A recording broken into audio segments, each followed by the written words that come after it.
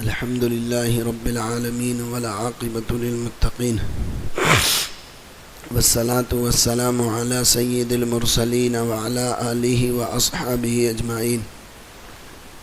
أما بعد، عن ابن عباس رضي الله تعالى عنهما قال: فرض رسول الله صلى الله عليه وسلم زكاة الفطر طهرا للصيام من اللغو والرفث وطعمة للمساكين، وقال عليه الصلاة والسلام: لكل قوم عيد وهذا عيدنا، أو كما قال صلی اللہ علیہ وسلم.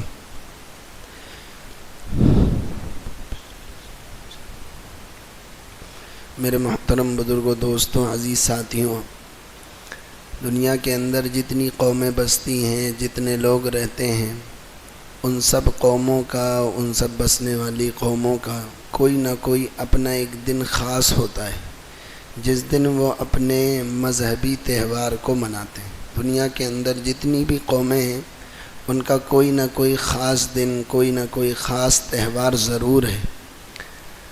اور اسلام بھی ایسا سوکھا مذہب نہیں ہے کہ اس کے اندر بھی کوئی خاص تہوار نہ رکھا جائے. اس لیے اللہ کے نبی صلی اللہ علیہ وسلم جب ہجرت کر کے مدینہ تشریف لے گئے تو مدینے کے لوگوں نے 2 دنوں کو خاص کر رکھا تھا جس کے اندر کھیلتے تھے، کودتے تھے، کھیل تماشے دکھاتے تھے. تو اللہ کے نبی صلی اللہ علیہ وسلم جب مدینہ پہنچے تو پوچھا کہ بھائی یہ کیا ہے؟ تو جو لوگ مسلمان ہو گئے تو انہوں نے کہا: اللہ کے نبی، ہم زمانے جاہلیت سے یہ کرتے ہوئے آ رہے ہیں اور ہم اسی طریقے سے ان 2 دنوں میں کھیلتے ہیں، کودتے ہیں، خوشیاں مناتے ہیں. تو اللہ کے نبی صلی اللہ علیہ وسلم نے فرمایا: بھائی، اللہ تبارک و تعالی نے ان 2 دنوں کے بدلے میں تمہیں اس سے بہتر 2 دن عطا فرمائے، تمہیں اس سے بہتر 2 دن عطا فرمائے ہیں. ایک تو دن عید الفطر کا یعنی آج کا دن ہے، اور ایک عید الاضحیٰ یعنی 10 ذی الحجہ کو جس دن ہم قربانی کرتے ہیں. یہ اللہ کے نبی صلی اللہ علیہ وسلم نے ان کے رسم و رواج کو، پرانی جاہلیت کی چیزوں کو ختم کرنے کے لیے یہ 2 دن عنایت فرمائے. پوری دنیا کے اندر جہاں کہیں مسلمان بستے ہیں ان 2 دنوں کو تہوار ماننے میں کسی کا کوئی اختلاف نہیں. باقی جتنی چیزیں شریعت کی حدود سے باہر ہوں گی نا، اسی میں اختلاف ہوگا. جو چیزیں شریعت سے ثابت ہوں گی اس میں کبھی اختلاف نہیں ہوگا. اللہ کی آپ اس پر بالکل اس کو گرہ باندھ لو. فجر کی 2 رکعت ہیں، دنیا کے اندر کوئی اس پر اختلاف نہیں کرتا. مغرب کی 3 رکعت ہیں، حالانکہ ہیں ٹیڑھی، لیکن اس کے باوجود بھی کوئی اختلاف کرتا ہے کہ صاحب 3 کیوں پڑھ لو، ایک اور پڑھ لو، 4 ہو جائیں گی، سیدھی بات ہو جائے گی. لیکن نہیں، چونکہ شریعت کا مسئلہ ہے، ثابت شدہ ہے، اس لیے پر کوئی اختلاف نہیں. بس جس چیز میں کوئی اختلاف نہیں ہو، ثابت شدہ ہو، وہی چیز ہمارے لیے ماننا والی ہوگی اور وہی چیز ہمارے لیے کارآمد ہوگی. تو ان 2 تہواروں کو اللہ کے نبی صلی اللہ علیہ وسلم نے ہمارے لیے متعین فرمائے کہ یہ 2 تہوار ہیں تمہارے لیے، خوشی منانے کے، کھیلنے کے، کودنے کے، لیکن ان سب کو اسلامی حدود کے اندر رہ کر. ایسا نہیں ہو کہ اسلامی حدود کو لانگ دیا جائے اور فرلانگ دیا جائے کہ صاحب آج تو عید کا دن ہے، اب جو کچھ ہوگا سارا کا سارا دیکھ لیا جائے گا. 1 مہینے سے بند تھے، کوئی کام نہیں تھے، کوئی کاروبار نہیں تھے، کہیں جاتے نہیں تھے، آتے نہیں تھے، آج چھٹی ملی ہے، آج خوشی کا دن ہے، تو لہذا ساری حدود کو پار کر دیا جائے. ایسا بھی شریعت کی حدود میں رہ کر جو خوشی منانے کے طریقے ہیں، رشتہ داروں سے ملنے کے ہیں، اچھے کھانے بنانا ہے، خود کھانا ہے، دوسروں کو کھلانا ہے، اور جو کام خوشیوں کے ہو سکتے ہیں وہ سارے شریعت کی حدود میں رہ کر کر سکتے ہیں. یہ 2 دن اللہ تبارک و تعالیٰ نے خوشیوں کے دی. اس دن کو کیوں چنا اللہ تبارک و تعالیٰ نے، عید الفطر کے دن کو؟ اس لیے کہ 1 مہینے تک مسلمانوں نے روزے رکھے، 1 مہینے تک رات میں نمازیں پڑھی ہیں، قرآن کی تلاوت کی ہے، اور بہت بڑا شریعت کا ایک رکن پورا کرا ہے. اب اس کے بعد یقینی بات ہے کہ جو دن آئے گا، یقینی بات ہے کہ اس میں کچھ نہ کچھ انعام ضرور ملنا چاہیے تھا. اسی لیے جو یہ رات گزری ہے اس کو لیلۃ الجائزہ کہتے ہیں، انعام کی رات ہے. حضرت جبریل علیہ الصلاۃ والسلام نے فرشتوں سے فرمایا یہ بھی بڑی مغفرت والی، رحمت والی رات ہے. تو فرشتوں نے کہا کیا یہ لیلۃ القدر ہے؟ فرمایا نہیں، لیلۃ القدر تو نہیں ہے، بلکہ اصول یہ ہے کہ جب مزدور کام پورا کر لے تو اس کو مزدوری دی جاتی ہے۔ یہ لیلۃ الجائزہ ہے، ہمارے اوپر اللہ نے روزوں کا کام سونپا تھا، تراویحوں کا کام سونپا تھا، ہم نے اس کو کر دیا۔ آج کی رات بھی بڑی رحمت والی، بخشش والی، مغفرت والی رات تھی۔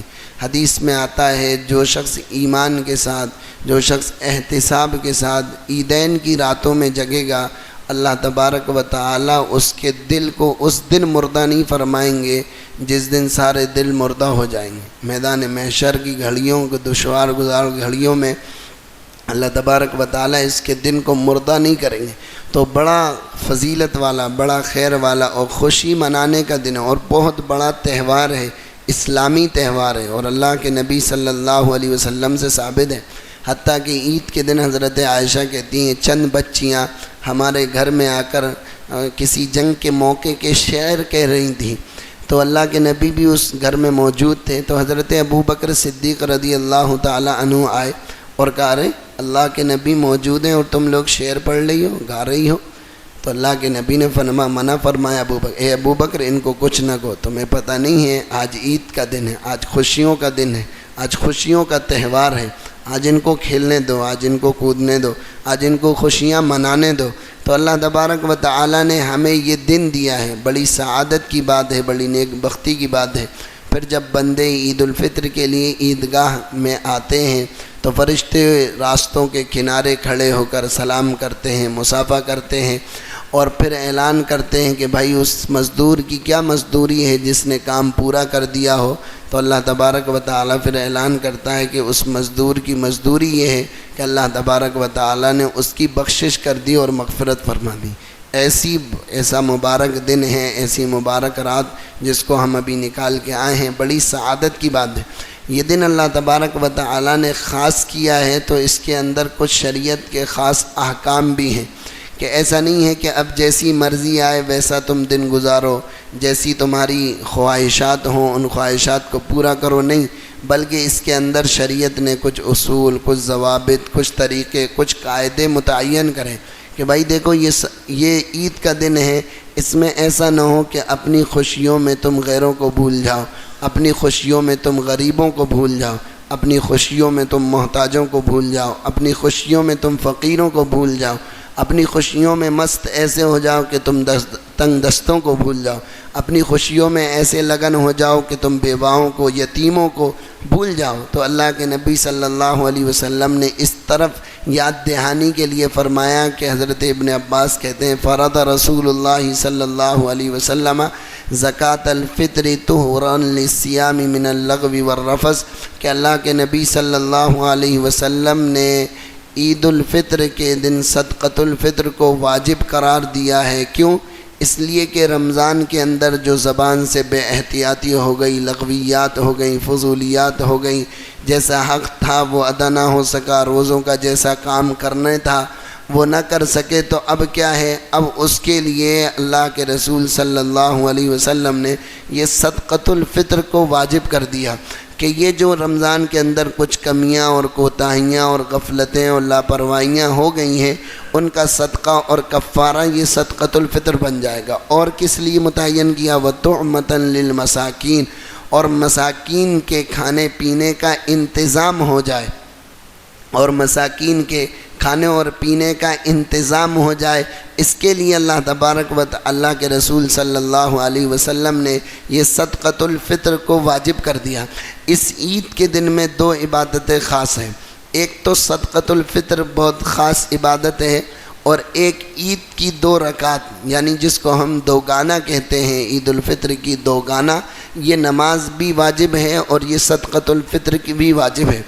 اب یہ صدقۃ الفطر کن لوگوں پر واجب ہے، کون لوگ ادا کریں گے، کس کی طرف سے ادا کریں گے، کس کو دیا جائے گا، کب دیا جائے گا، کس وقت دیا جائے گا، پھر آج عید کا دن ہے تو اس میں خوشی منانے کا کیا طریقہ ہونا چاہیے، یہ بہت سارے سوالات ہیں جن کی وجہ سے، معلومات نہ ہونے کی وجہ سے وہ سارے کام ہم کرتے ہیں لیکن معلوم نہیں ہوتا ہے، اس لیے اس کے اندر ثواب نہیں ملتا ہے۔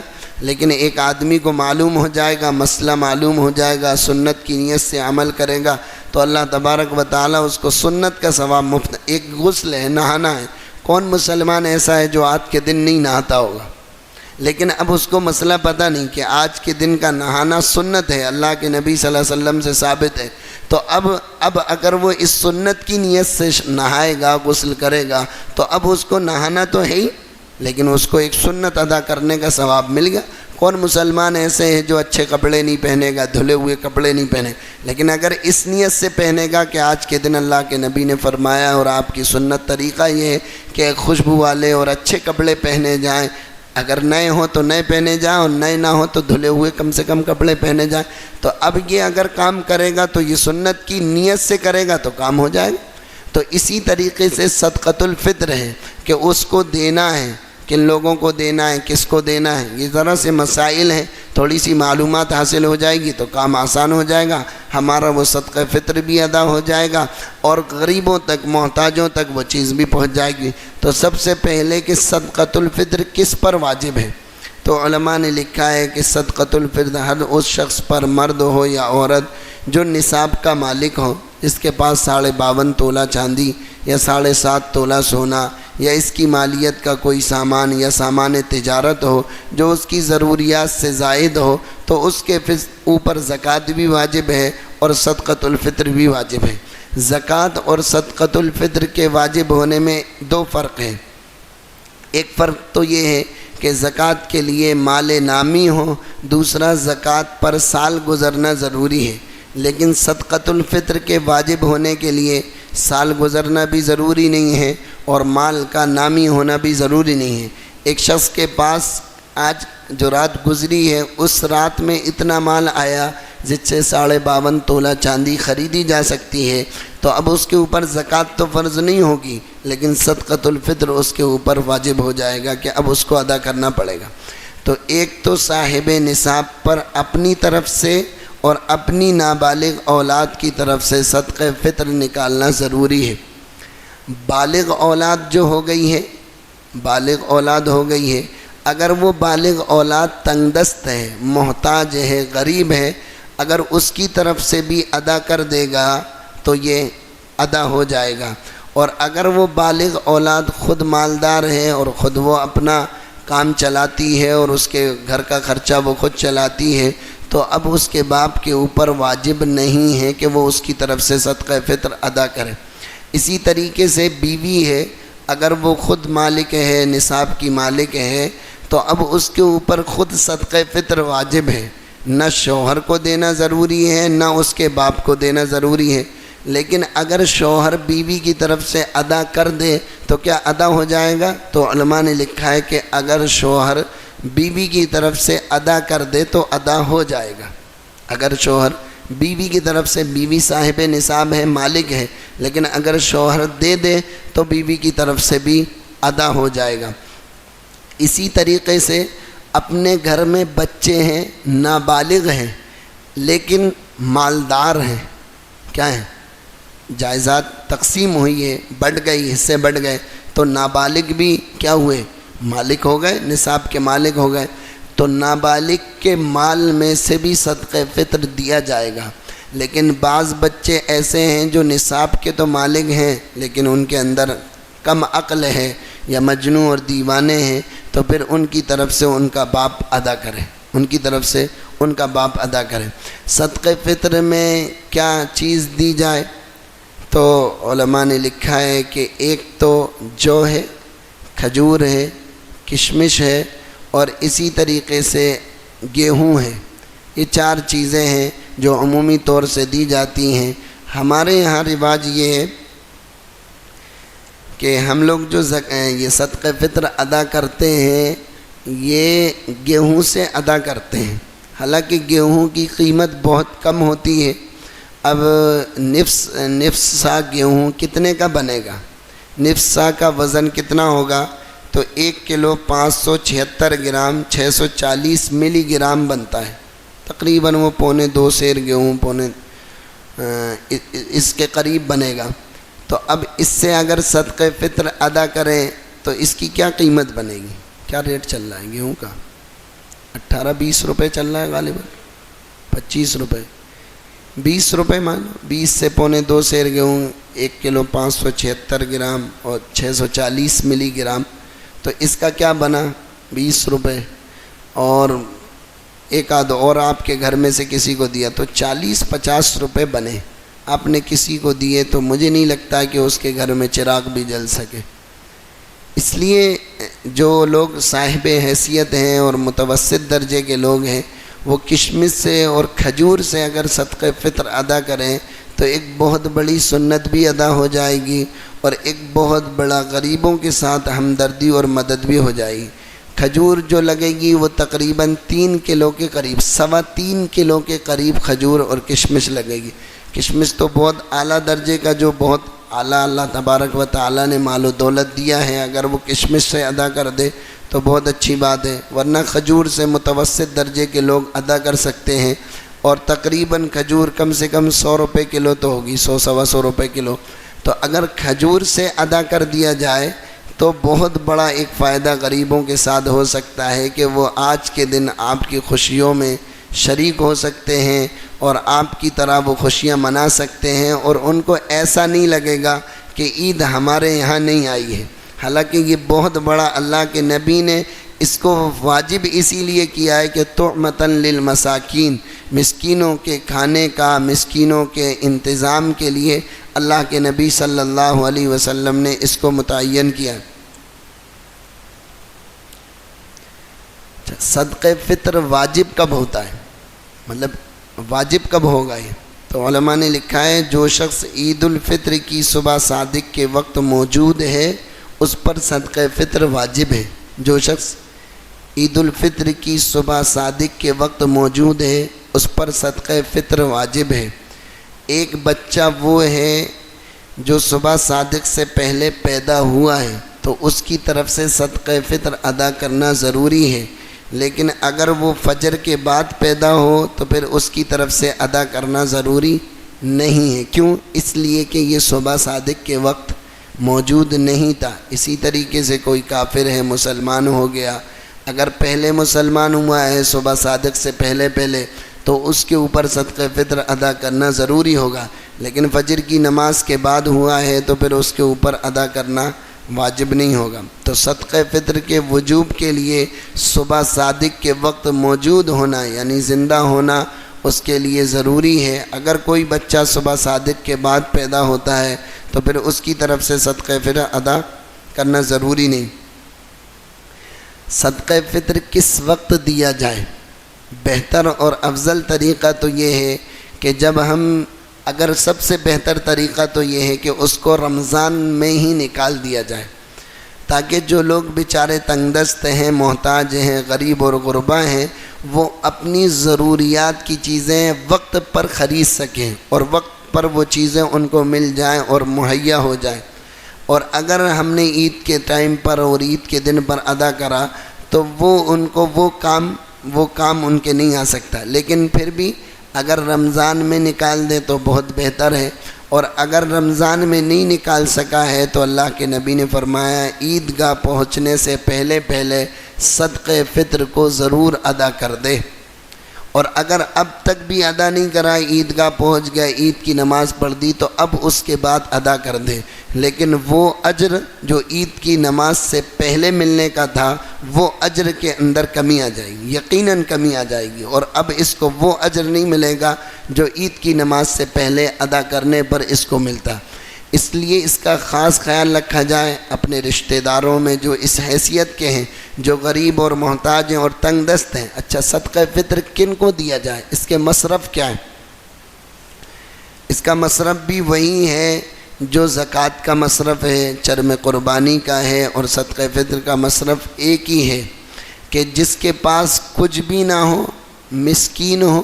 انما الصدقات للفقراء، فقراء اس کو کہتے ہیں، فقیر اس کو کہتے ہیں جس کے پاس کچھ بھی نہ ہو۔ والمساکین، اور مسکین کی تعریف علماء نے کی ہے، وہ ہے جس کے پاس نصاب سے کم ہو۔ تو اب یہ دونوں، اگر کوئی ہمارے رشتہ دار ہیں، کوئی ہمارے محلے میں بیوہ ہے، کوئی تنگ دست ہے، کوئی محتاج ہے، اگر ہم اس کو جا کر اب جانے کے بعد یہاں سے اس کو ادا کر دیں تو وہ بھی اپنی کچھ ضروریات ابھی اس وقت پوری کر سکتی ہے۔ اس لیے جو نصاب کا مالک نہیں ہے یا جس کے پاس کچھ بھی نہیں ہے اس کو صدقہ فطر دے سکتے ہیں۔ اسی طریقے سے اصول کو اور فروع کو، اصول یعنی جن سے یہ پیدا ہوا ہے، اور فروع اس کے نیچے کے رشتہ دار ہیں، یعنی وہ لوگ جو اس سے پیدا ہوئے ہیں۔ مثال کے طور پر ماں ہے، باپ ہے، دادا ہے، دادی ہے، نانا ہے، نانی ہے، اسی طریقے سے پوتا ہے، پڑپوتا ہے، نواسا ہے، نواسی ہے، اور نیچے تک ان کو بھی صدقہ فطر نہیں دیا جا سکتا۔ یعنی جو اصول اور فروع، کوئی سگی بہن ہے، بھتیجا ہے، بھانجا ہے، پھوپھی کا لڑکا ہے، اور کوئی ہے، خالہ ہے، ممانی ہے، چچی ہے، اگر غریب ہے، محتاج ہے، مسکین اور فقیر ہے، بلا تکلف ان کو دیجیے، بلا تکلف ان کو دیجیے، اور ان کو دینے پر اللہ تبارک و تعالی 2 اجر عطا فرمائے، ایک صلہ رحمی کا بھی اور ایک یہ حکم کے پورا کرنے کا بھی۔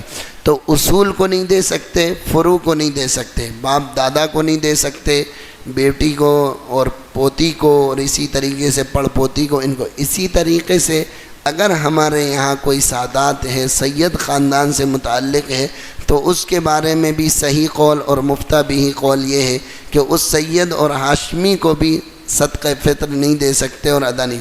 اسی طریقے سے کافر اور ذمی کو اگر دیں تو کیا ادا ہو جائے گا، اس میں علماء کا اختلاف ہے، لیکن بہتر یہ ہے کہ کسی مسلمان ہی کو صدقہ فطر ادا کیا جائے اور اسی کو دیں۔ نفلی صدقات تو دے سکتے ہیں، لیکن صدقہ فطر بہتر اور اولیٰ یہ ہے کہ کسی مسلمان ہی کو دیا جائے۔ کوئی نابالغ بچہ ہے، اگر اس کو دے دیں گے تو کیا صدقہ فطر ادا ہو جائے گا؟ نہیں، نابالغ بچے کو اگر دیں گے تو صدقہ فطر ادا نہیں ہوگا، بلکہ اس کے وارثین جو بالغ ہیں ان کو دیں اور وہ مالک بن کر اس کی کفالت میں آ جائیں تو پھر وہ مسئلہ الگ ہے۔ لیکن اگر نابالغ کو دیا جائے گا تو نابالغ کو دینے سے صدقہ فطر ادا نہیں ہوگا۔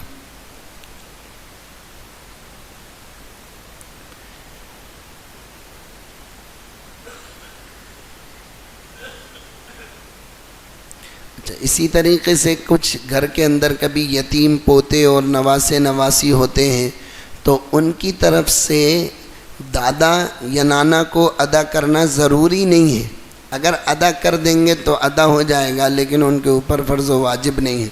اسی طریقے سے کچھ ماں باپ ہیں جو بچوں کی کفالت میں رہتے ہیں، تو کیا بچوں کے اوپر صدقہ فطر ان کی طرف سے ادا کرنا ضروری ہے؟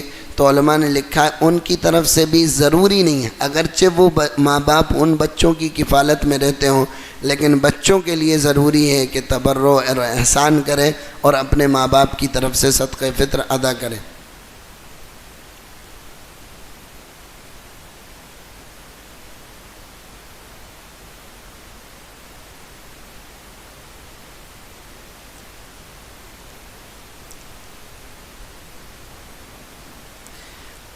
ایک فطرہ کیا کئی شخصوں کو دے سکتے ہیں؟ کیا طریقہ صحیح ہے؟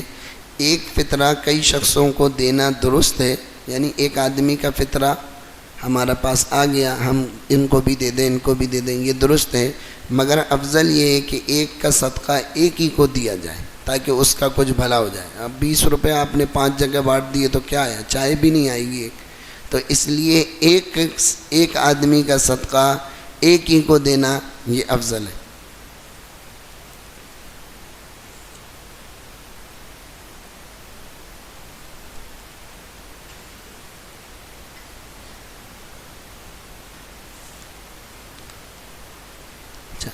اب عید کا دن بھی ہے اور چونکہ عید کے لیے جانا بھی ہے، تیاری بھی کرنا ہے، تو کچھ عید کے متعلق کچھ ضروری چیزیں جو عید سے تعلق رکھتی ہیں اور سنتیں بھی ہیں اور بہت ضروری چیز ہے، اگر ہم ان کو سنت سمجھ کر عمل کریں گے تو پھر اس میں سنت کا ثواب ملے گا۔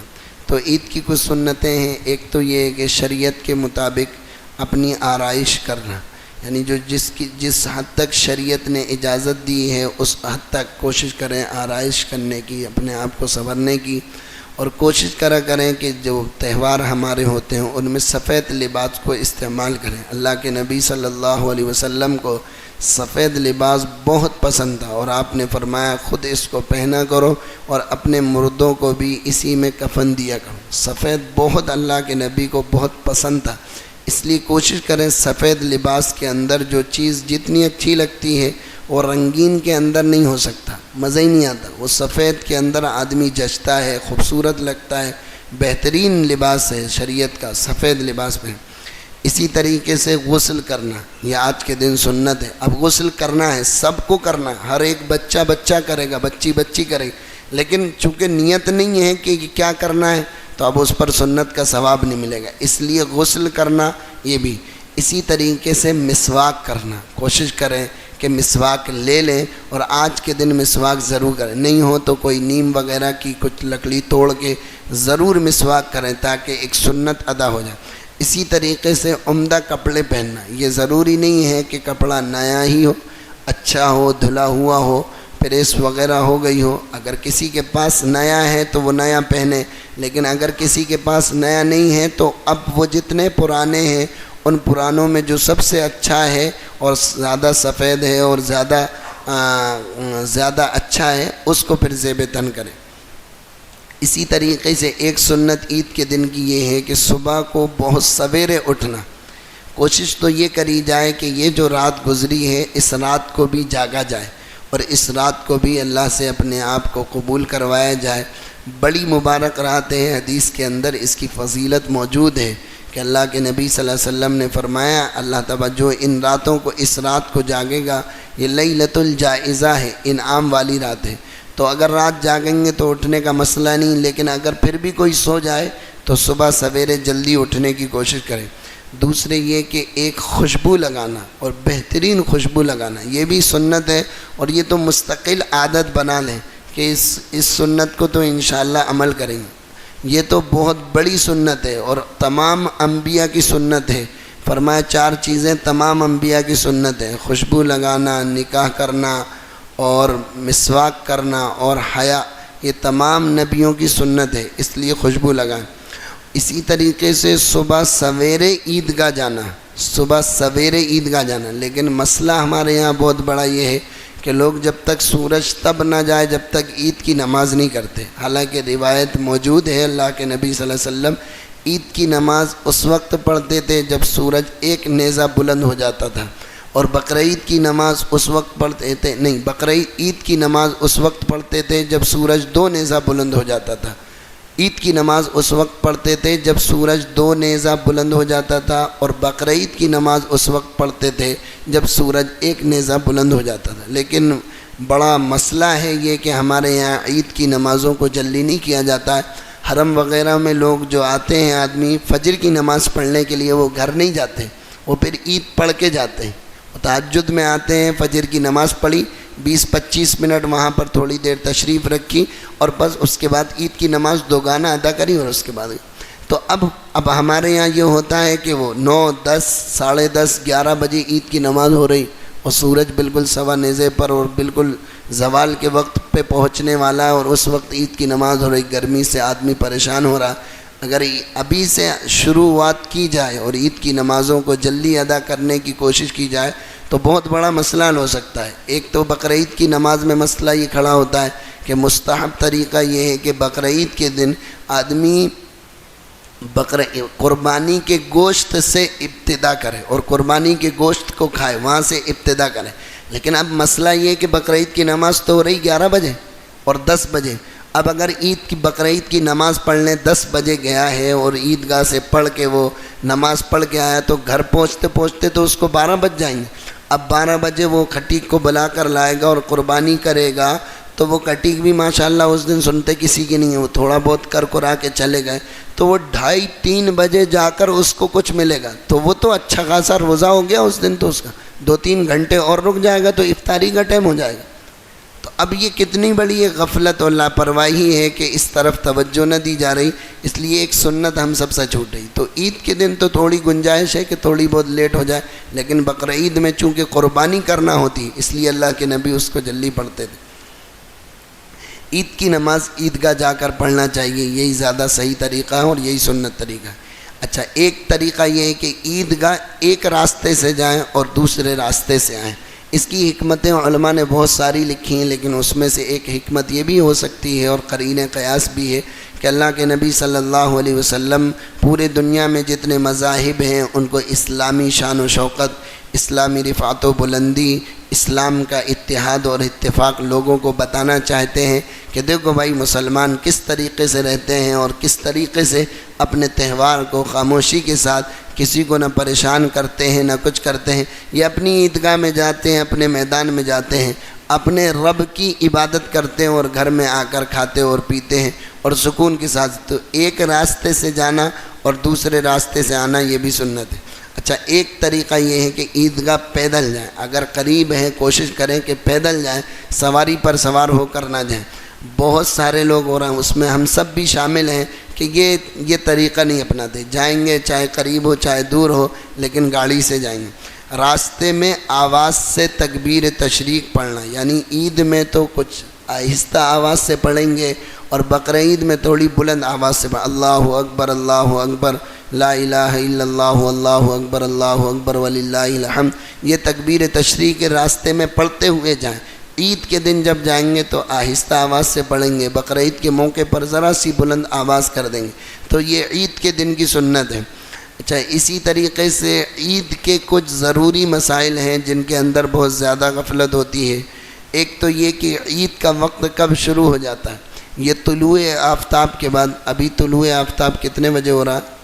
5:38 پر، 20 منٹ کے بعد عید کی نماز آپ ادا کر سکتے۔ اگر 6 بجے عید کی نماز ہو جائے اور سارے مسلمان سویرے آ جائیں اور فجر کی نماز یہاں پڑھیں اور 20 منٹ کے لیے یہاں بیٹھ جائیں، ذکر وغیرہ کر لیں، تو کیا اب یہ عید کی نماز پڑھ کے چلے جائیں تو کیا مسئلہ حل ہو جائے؟ کتنا بڑا مسئلہ۔ خوب جا کر وہاں گھروں میں صفائی کریں، خوشیاں منائیں، کھانے پکائیں، اچھے اچھے لوگوں سے ملاقات کریں۔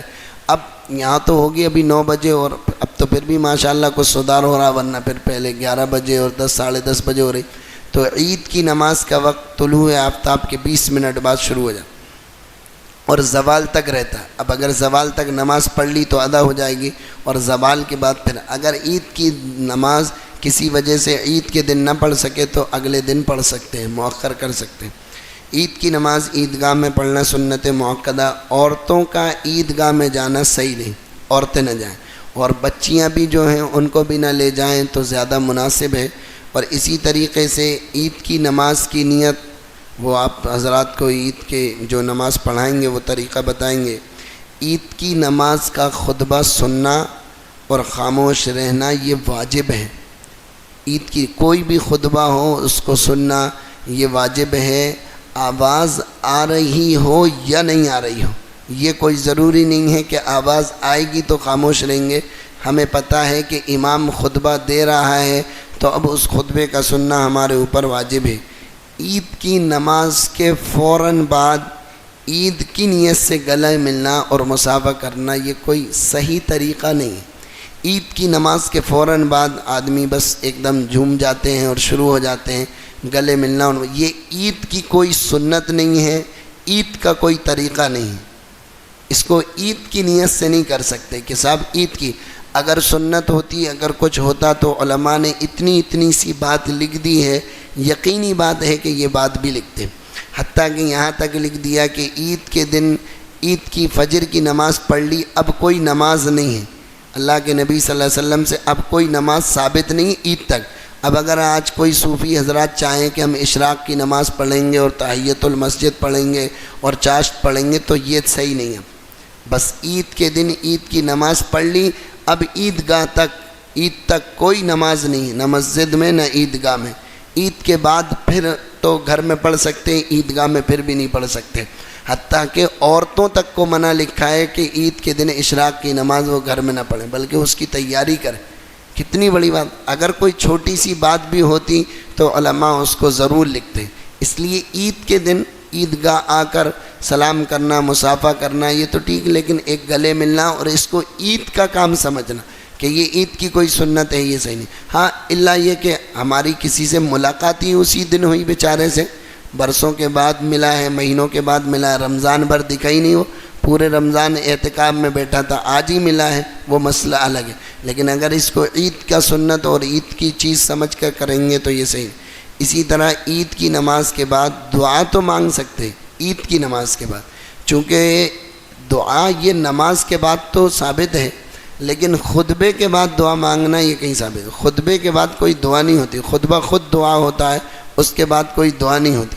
تو عید کی نماز کے بعد اگر امام صاحب دعا کریں تو گنجائش ہے اس کی، لیکن خطبے کے بعد جو ہمارے یہاں رواج ہے، اصل میں ہم سب رواجی طریقے پر جی رہے ہیں۔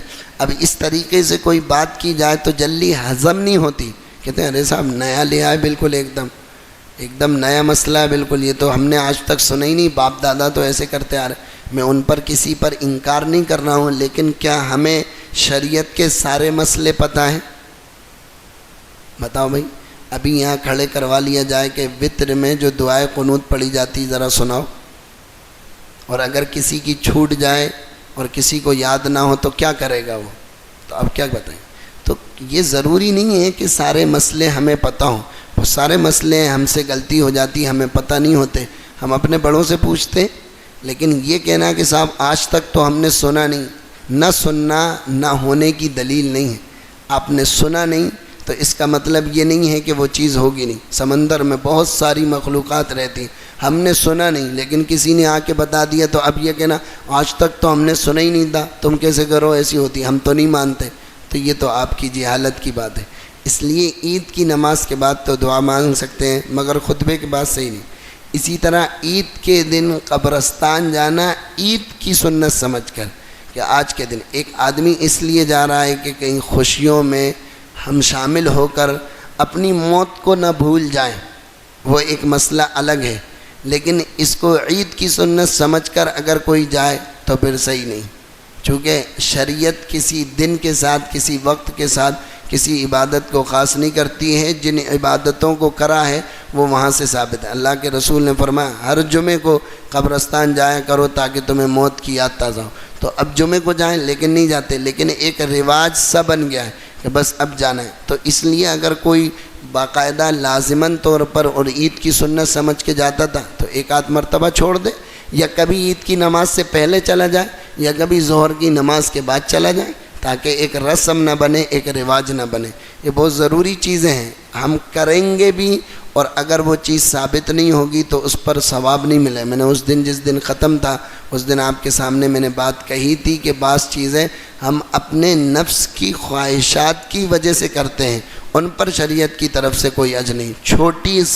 چھوٹا سا عمل بھی اگر کریں گے اور وہ اللہ کے نبی صلی اللہ علیہ وسلم سے ثابت ہوگا تو اس پر بہت بڑا اجر ملے گا۔ مجدد الفسانی رحمۃ اللہ علیہ نے اپنے مکتوبات میں لکھا ہے کہ ظہر کھانا کھانے کے بعد، دن کا کھانا کھانے کے بعد قیلولہ کی نیت سے سو جانا، کہ یہ اللہ کے نبی صلی اللہ علیہ وسلم کی سنت ہے، کروڑ سال کی نفلی عبادت سے افضل ہے۔ سنت کی نیت سے سو جانا سے، کیوں؟ اس لیے کہ میرے آقا سے ثابت ہے۔ اب بس یہی ساری چیزیں ہیں، ان پر ہم سب کو عمل کرنا ہے۔ اللہ تبارک و تعالی مجھے بھی آپ کو بھی کہنے سننے سے زیادہ عمل کرنے کی توفیق عطا فرمائے۔ عورتوں پر عید کی نماز نہیں، نہ عورتیں عیدگاہ جائیں اور نہ عورتوں پر عید کی نماز۔ ان کے لیے ایک کام ہے کہ وہ گھر کی صفائی ستھرائی کریں، جو مہمان آنے والے ہیں ان کے لیے کچھ کھلائیں پلائیں، ان کا انتظام کریں۔ شریعت نے ان کو فارغ کر دیا، کیا فائدہ جبراً بوجھ ڈال کے ان کے اوپر؟ جب شریعت نہیں واجب نہیں کری ہے تو پھر ہمیں کیا ہوتا ہے کہ ہم ان پر واجب کریں؟ اور کسی کو کوئی سوال؟ بالکل جا سکتے ہیں، لیکن اس کو عید کا نہ سمجھیں کہ عید کی کوئی خاص چیز ہے، اس کو نہ سمجھیں بالکل کبھی بھی۔ اب جیسے کوئی جاتا ہی ہے ابھی چلا جائے، اس کو ایک عید کی نماز پڑھ کر فوراً لوگ جاتے ہیں، یہ صحیح نہیں۔ اس کو عید کا کوئی وہ نہیں، اگر ہوگی تو سارے علماء اس کو لکھتے ہوئے لاتے، باقی ساری چیزیں ایک چیز ادنا چیز لکھ دی ہے، اگر یہ کہیں سے ثابت ہوتی تو علماء اس کو ضرور لکھتے۔ اور بتائیں اور کوئی بات؟